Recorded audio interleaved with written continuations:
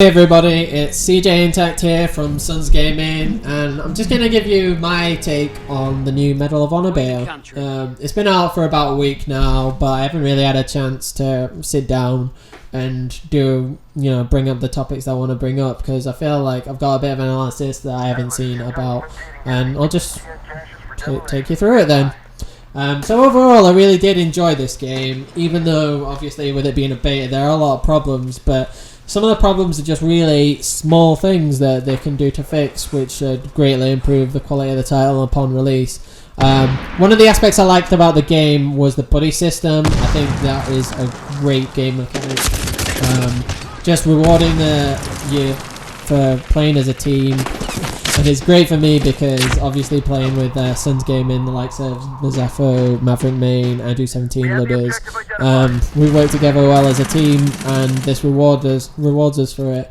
I'd go as far as saying that maybe they should put even more emphasis on this in future releases. Obviously, I don't think they'd have the chance to do it for now, but something I'd like to see in a game coming up would be kill streaks for the buddy system. Kill streaks, even if it's just small things, like maybe an upgrade to your handgun, or increased bullet damage, or reduced bullet damage taken. Some, small things like that that just be a more physical reward for playing as a team and playing the way the designers want you to play. At the end of the day, they want to put this mechanic in if that's not what they want you to do.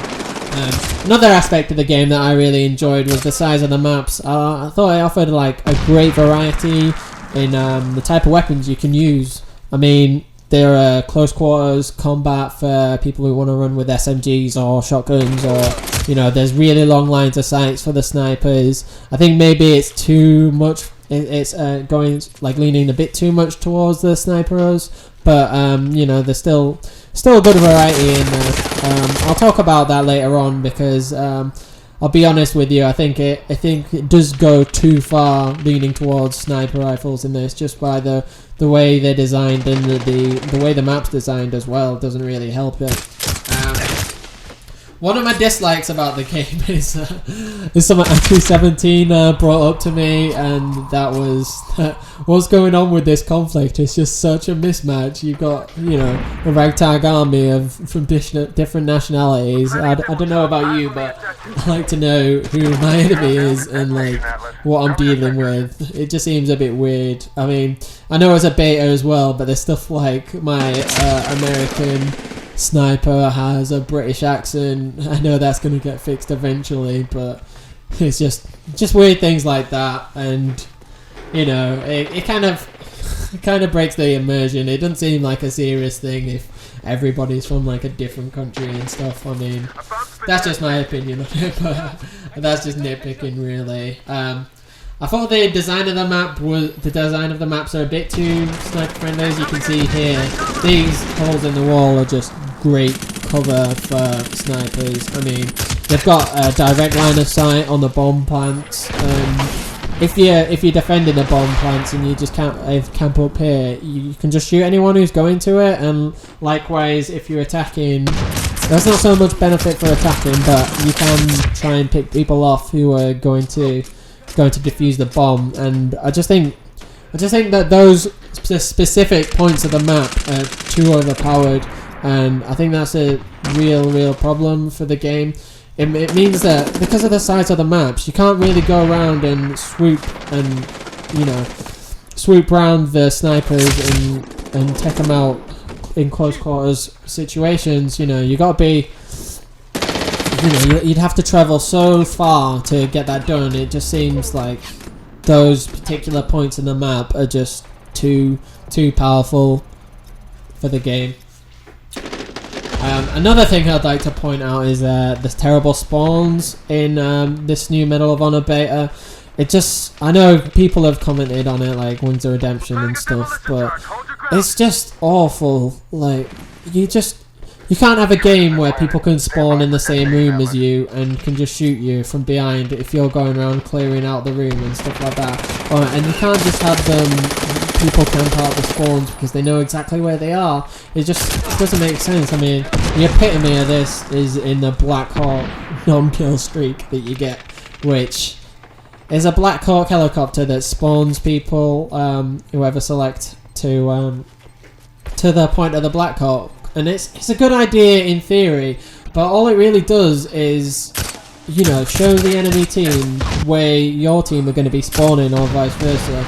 And it's just indicated by a nice rope where they're going to land. So you just, I don't know about you, but there have been many times I was playing with Ludders a few days ago, and we were on opposite teams, and I just told him, look, don't spawn in the Black Hawk because I've got really good cover and sniping. I've just got my crosshairs on that point, and I know it's not really the most honourable style to be playing with, but you know, 9 out of 10 people are going to do this, and for this game to be a success, they really need to fix this problem. The game shouldn't allow you to spawn camp as bad as it does, and I know to a certain extent there's always possibilities for this, but the Black Hawk helicopter just showing you where people are going to spawn directly like that is just, it's not of any benefit to your team. And you know, you want to get a reward for killing as many people as you do to get the Black Hawk, and it's just not a reward at all. It's still a detriment to your team, in my opinion.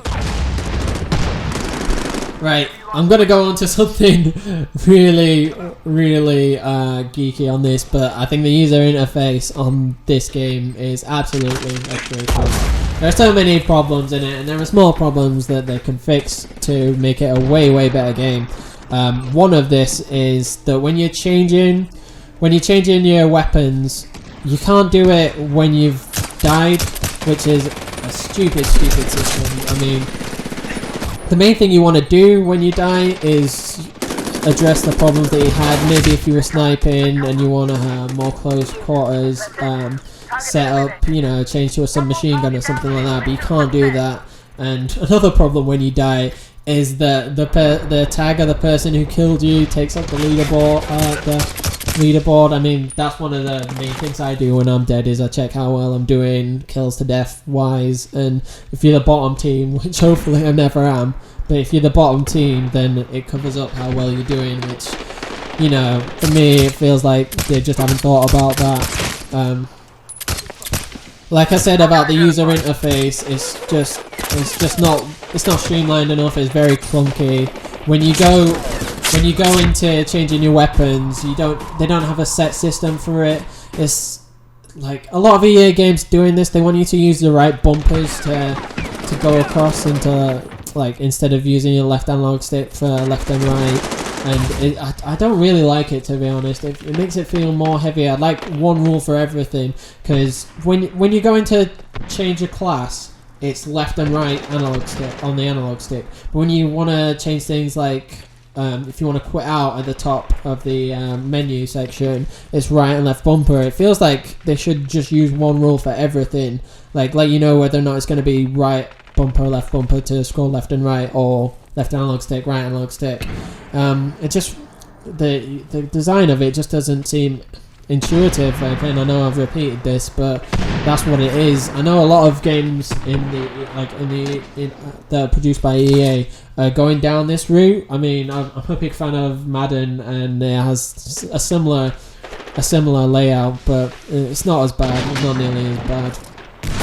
And another example of bad user interface design is that you can't change your setup when the game's over. You know, when you go to the end screen and it just gives you an overview of how well you've done, you're there for about 40 seconds, and if you want to change anything, you can't do it. You can only change it in game, and that means that when you're in game, you have to find a safe corner or something, hide, hope that nobody kills you, and change your weapon. And that just doesn't seem like a good system to me. Obviously you want to make your changes when you've got nothing else to do, and the way that the game's set up is that you have to do it in game, and you have to either die or, you know, suicide yourself in order to get the changes you want to your gun. I mean, the game's coming up to a wrap now.